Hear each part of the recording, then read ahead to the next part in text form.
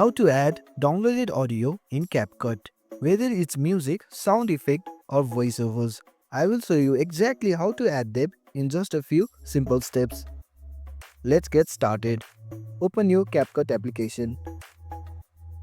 Tap on New Project. Select your preferred video. Then tap on Add. Here you can see your video displayed on the timeline.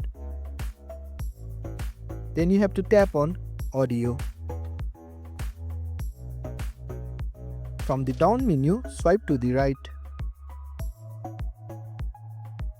Tap on Extract.